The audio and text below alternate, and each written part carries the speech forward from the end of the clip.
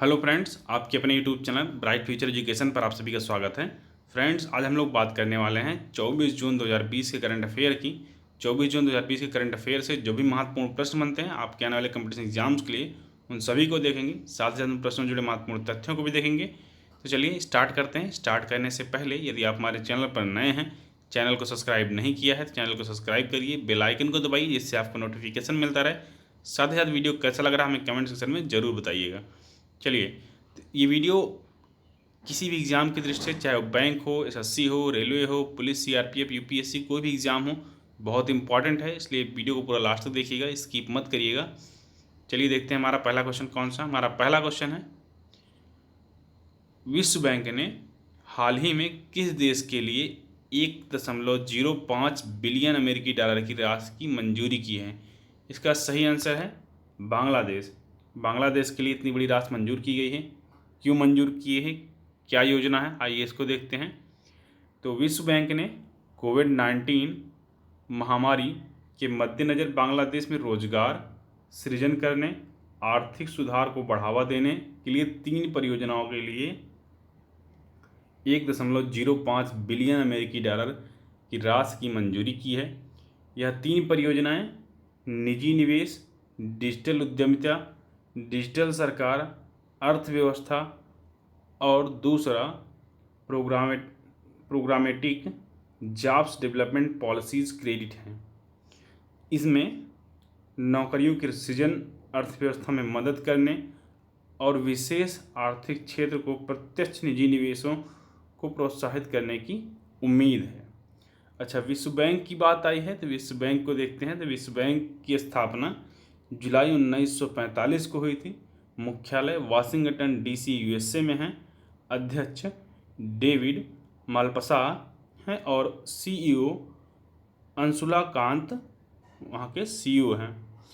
अब चलिए next question देखते हैं। हमारा अगला क्वेश्चन है, अंतर्राष्ट्रीय योग दिवस निम्न में से किस दिन मनाया जाता है? अभी हाल ही में अंतर्राष्ट्रीय योग दिवस मनाया गया है और ये मनाया गया है 21 जून को। काफ़ी फेमस क्वेश्चन है तो सबको लगभग पता ही होगा, लेकिन अब डिटेल्स क्या है इसकी, आइए इसको डिटेल बहुत इंपॉर्टेंट है, डिटेल ज़रूरी जानना है, उसको देखते हैं। 21 जून जो है अभी जो हाल ही में बीता है उसी दिन मनाया जाता है इसे। तो योग से होने वाले फ़ायदों के प्रति लोगों को जागरूक करने के लिए दुनिया भर में 21 जून को अंतर्राष्ट्रीय योग दिवस मनाया जाता है। योग दिवस दुनिया भर में पहली बार 21 जून 2015 को मनाया गया था। पहली बार 21 जून 2015 को पीएम मोदी ने 27 सितंबर 2014 को संयुक्त राष्ट्र महासभा में एक साथ योग दिवस मनाने की बात कही थी और इसके बाद महासभा ने 11 सितंबर 2014 को इस प्रस्ताव को स्वीकार किया था और तभी से अंतर्राष्ट्रीय योग दिवस अस्तित्व में आया है। अंतर्राष्ट्रीय योग दिवस का जो लोगो है आप साइड में देख रहे हैं और ये 21 जून को मनाया जाता है। पहली बार 21 जून 2015 को मनाया गया था। ये खास बातें हैं जिनको आप याद रखेंगे। चलिए अगला क्वेश्चन हमारा है, हाल ही में उर्जित पटेल को, यानी जो कि हमारे पूर्व गवर्नर थे, किसका चेयरमैन नियुक्त किया गया है? अगर कंप्लीट क्वेश्चन देखें तो अच्छे से, तो पूर्व आरबीआई गवर्नर उर्जित पटेल को हाल ही में किसका चेयरमैन नियुक्त किया गया है? इसका सही आंसर है NIPFP, यानी ऑप्शन बी NIPFP। अब NIPFP क्या है इसकी देखते हैं। तो भारतीय रिजर्व बैंक ने पूर्व गवर्नर उर्जित पटेल को राष्ट्रीय लोक वित्त एवं नीति संस्था का चेयरमैन नियुक्त किया है। लोक वित्त एवं नीति संस्था को ही शार्ट में NIPFP कहा जाता है, का चेयरमैन नियुक्त किया गया है। आर्थिक शोध संस्था ने कहा कि उर्जित पटेल 22 जून 2020 को यह पद संभालेंगे, यानी 22 जून 2020 से इन्होंने ये पद संभाल लिया है। उर्जित पटेल विजय केलकर का स्थान लेंगे और विजय केलकर 1 नवंबर 2014 को संस्थान के चेयरमैन पद पर काबिज हुए थे या चेयरमैन पद संभाला था। उर्जित पटेल ने 10 दिसंबर 2018 को आरबीआई गवर्नर के कार्यकाल पूरा होने से पहले ही इस्तीफा दे दिया था विदाउट एनी रीज़न, उन्होंने कोई रीज़न नहीं बताया था। अच्छा, बात आई है भारतीय रिजर्व बैंक की। तो भारतीय रिजर्व बैंक की अगर बात कर रहे हैं तो स्थापना 1 अप्रैल 1935 को, मुख्यालय मुंबई महाराष्ट्र में है और गवर्नर शक्तिकांत दास हैं। तो ये तो था डिटेल। अगर आप कुछ और जानते हैं तो हमें कमेंट सेक्शन में ज़रूर बताइएगा। चलिए अगला क्वेश्चन हमारा देख कौन सा है। कोरोना वायरस यानी कोविड-19 के मद्देनज़र वर्ष 2021 में आयोजित होने वाले 93वें अकादमी पुरस्कार अथवा ऑस्कर को कितने माह के लिए स्थगित कर दिया गया है? इसका सही आंसर है 2 माह के लिए। 2 माह के लिए स्थगित कर दिया गया है। क्या डिटेल्स हो सकते हैं इससे, आइए उसको समझते हैं। तो नई घोषणा के अनुसार अकादमी पुरस्कारों को 25 अप्रैल 2021 तक के लिए स्थगित कर दिया गया है। ये स्थगन किसी और के नहीं, सिर्फ कोविड-19 की वजह से किया जा रहा है। इससे पूर्व 93वें अकादमी पुरस्कार का आयोजन 28 फरवरी 2021 को किया जाना था। अब जो है स्थगन के बाद न्यू डेट लॉन्च होगी। यह चौथी बार है जब ऑस्कर स्थगित किया गया है। यह चौथी बार हो रहा है जब ऑस्कर स्थगित किया गया है। इससे पहले क्या हुआ था, सर्वप्रथम 1938 में लॉस एंजिल्स में आई बाढ़ के बाद अकादमी पुरस्कारों को स्थगित किया गया था, और जिसके बाद अब पुनः एक चौथी बार ये तो है। इसके पहले अगर 2 और बात करें, इसके बाद एक बार पुनः 1968 में मार्टिन लूथर किंग जूनियर की हत्या के बाद और 1981 में 40वें अमेरिकी राष्ट्रपति रोनाल्ड रीगन की हत्या के प्रयास के बाद से ऑस्कर को स्थगित किया गया था। यानी 2 बार ये हत्या और हत्या के प्रयास के बारे में स्थगित किया गया था। एक बार बाढ़ के कारण स्थगित किया गया था और एक बार अब स्थगित किया गया है। तो ये तो था पूरा डिटेल। अगर आप कुछ और जानते हैं ज़रूर बताइएगा। चलिए नेक्स्ट देखते हैं।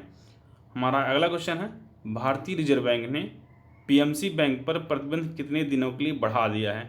तो इसका सही आंसर है 6 माह। 6 माह के लिए पीएमसी बैंक पर प्रतिबंध बढ़ा दिया है। अब ये पीएमसी बैंक क्या है, इसका फुल फॉर्म क्या होता है, आइए इसको पूरा देखते हैं अच्छे से। तो भारतीय रिजर्व बैंक ने पीएमसी बैंक पर लगे प्रतिबंध को 6 माह के लिए बढ़ा दिया है और ग्राहकों को राहत देते हुए कैश निकालने की लिमिट बढ़ा दी है। अच्छा, ग्राहकों को राहत देने के लिए कैश लिमिट बढ़ाई है। आपको बता दें कि पीएमसी बैंक जो है Punjab and Maharashtra cooperative bank है, और अभी यहाँ पे घोटाला हुआ था, तो घोटाले की वजह से आरबीआई ने इसको बैन कर दिया था। इस पर कुछ बैन लगाए थे जिसमें वो किसी भी प्रकार का जमा नहीं कर सकती थी, तो इसलिए ये बैन बढ़ा दिया गया है और ग्राहकों को पैसा देना था वापस। तो ऐसे में ग्राहक अभी तक 50,000 रुपये निकाल पाते थे, अब इसकी लिमिट बढ़ाकर 1 लाख कर दी गई है, जिससे ग्राहकों को राहत महसूस हो रही है कि वो अपना पैसा जल्दी से निकाल के अपना पैसा सेव कर सकें, क्योंकि उनको लग रहा है, ग्राहकों को डर लगा कि ये बैंक फ्रॉड है, भग जाएगी, जबकि अभी तक ऐसा नहीं था, लेकिन घोटाले में फंसी है इसलिए सबको डर लग रहा है। घोटाला बैंक पर बैन इसीलिए लगाया गया क्योंकि इन पर जो लोन का वितरण है वो अनियमित तरीके से किया गया। आरबीआई से जो सही जानकारी थी उसको छुपाया गया है, इसीलिए बैंक ने इस सब पर बैन लगाया है। अच्छा, पहले इसको थोड़ा डिटेल में देखते हैं। अब बैंक के डिपॉजिटर्स 1 लाख रुपए निकाल सकेंगे, अब तक 50,000 रुपये निकाल पाते थे। आरबीआई के इस फैसले के बाद करीब 84% डिपॉजिटर्स को राहत मिलेगी। आरबीआई के नियमों का उल्लंघन और गड़बड़ी को लेकर पीएमसी पर पाबंदी लगाई गई है। पीएमसी बैंक की अगर बात करें, पंजाब एवं महाराष्ट्र कोऑपरेटिव बैंक इसका फुल फॉर्म होता है, और स्थापना हुई थी वर्ष 1984 में। मुख्यालय मुंबई महाराष्ट्र में है। पूर्व निदेशक, यानी क्योंकि अब तो ये लोग गिरफ्तार हुए हैं और निदेशक पद से भी हट गए हैं, तो राकेश वाधवन और उनके पुत्र सारंग वाधवन इसके निदेशक थे दोनों लोग, और दोनों लोग को गिरफ्तार कर लिया गया है। चलिए हमारा अगला क्वेश्चन है, भारत और किस देश की सरकार ने भारत में कोरोना संकट से निपटने और कमज़ोर वर्ग के लोगों की सहायता और स्वास्थ्य सेवा को बढ़ाने हेतु 200 लाख यूरो का करार किया है? इसका सही आंसर है फ्रांस। फ्रांस के साथ भारत ने एक करार किया है जिसके साथ फ्रांस भारत में 200 लाख यूरो का इन्वेस्टमेंट करेगा, गरीब तबकों के देखभाल के लिए, गरीब तबकों को राहत पहुंचाने के लिए, उनको स्वास्थ्य संबंधित सेवाएं उपलब्ध कराने के लिए खर्च करेगा। आइए इसको देखते हैं क्या डिटेल हो सकता है। तो भारत और फ्रांस की सरकार ने कोरोना संकट से निपटने और कमज़ोर वर्ग के लोगों की सहायता और स्वास्थ्य सेवा को बढ़ाने हेतु 200 लाख यूरो का करार किया है। फ्रांस इस ऋण के माध्यम से भारत के साथ कोविड-19 संकट के मद्देनज़र देश और केंद्र सरकार की क्षमताओं को बढ़ाने और देश के सबसे कमज़ोर लोगों की सहायता का काम करेगा। इसके लिए विश्व बैंक द्वारा भारतीय अधिकारियों के सहयोग से कार्य योजना बनाई गई है, जिसका लक्ष्य भारत सरकार के मौजूदा सामाजिक सुरक्षा उपायों को और अनुकूल बनाना है। यानी कि विश्व बैंक के साथ मिलकर भारतीय जो अधिकारी हैं उनके सहयोग से जो भारत की सामाजिक सुरक्षा नियम हैं उनको और सरल बनाने का और अनुकूल बनाने का प्रयास किया जाएगा और इस तरीके से गरीब लोगों की मदद की जाएगी। अच्छा, फ्रांस की बात आई है तो फ्रांस की राजधानी है पेरिस, राष्ट्रपति हैं इमानुएल मैक्रोन और प्रधानमंत्री हैं एडवर्ड फिलिप, मुद्रा है यूरो और नेशनल फ्लैग आप साइड में देख पा रहे होंगे। हमारा अगला क्वेश्चन है, भारतीय भारोत्तोलक महासंघ ने हाल ही में किस देश के उपकरणों के इस्तेमाल पर रोक लगा दी? इसका सही आंसर है चीन। भारतीय उत्तोलक संघ ने क्या किया? चीन के सामानों पर रोक लगाई है। और ये रोक क्यों लगाई गई आप समझते ही होंगे, क्योंकि अभी हाल ही में चर्चा चल रही है और ये बात सही भी है कि चीन ने भारतीय सीमा में घुसपैठ की है, जिसकी वजह से दोनों सेनाओं में झड़प हुई और भारत की कम से कम 22-23 जवान को शहीद हो गए। तो ऐसे में हमें चीनी प्रोडक्ट्स का बहिष्कार करना चाहिए और उन्हें बताना चाहिए कि हम उनके ऊपर आश्रित नहीं हैं। तो इस तरीके से इसी सब को ध्यान में रखते हुए भारतीय भारोत्तोलक महासंघ ने चीन से आने वाले उपकरणों को खराब बताते हुए चीनी खेल उपकरणों के बहिष्कार की मांग की है, क्योंकि वो खेल से संबंधित है तो वो खेल का ही बहिष्कार कर सकते हैं, खेल में आने वाले सामानों का बहिष्कार कर सकते हैं। तो इसलिए ऐसा किया जा रहा है। महासंघ ने चीनी कंपनी जेटकेसी से पिछले साल 4 भारोत्तोलक सेट मंगवाए थे, जिसे अब उन्होंने ख़राब करार दिया है कि ये जो भारोत्तोलक सामान है या मशीन है ये अच्छे नहीं हैं। इस वजह से इसको जो भारोत्तोलन करने वाले खिलाड़ी हैं वो यूज नहीं कर रहे हैं, तो ये बेकार पड़ा हुआ है। महासंघ ने उपकरण खराब निकलने और भारोत्तोलक में उनका इस्तेमाल नहीं कर रहे हैं, ऐसा उन्होंने कहा है। और वर्तमान में अगर बात की जाए भारतीय भारोत्तोलक महासंघ के सचिव कौन हैं, महासचिव कौन है, तो उनका नाम है सहदेव यादव। इसको याद रखिएगा, ये क्वेश्चन अच्छा है, आ सकता है। चलिए नेक्स्ट क्वेश्चन की बात करते हैं। हमारा अगला क्वेश्चन है, पद्मश्री पुरस्कार से सम्मानित विद्याबेन शाह का हाल ही में निधन हो गया, वे किस क्षेत्र से जुड़ी थी? इसका सही आंसर है सामाजिक कार्यकर्ता। वे एक सामाजिक कार्यकर्ता थी। और कौन थी विद्याबेन शाह, इनको थोड़ा ये देखते हैं। पद्मश्री पुरस्कार से सम्मानित और सामाजिक कार्यकर्ता विद्याबेन शाह का हाल ही में निधन हो गया है। उन्होंने 1970 के दशक में शहर के निवासियों के बीच सांस्कृतिक आदान प्रदान की सुविधा हेतु महात्मा गांधी सांस्कृतिक केंद्र की स्थापना की थी।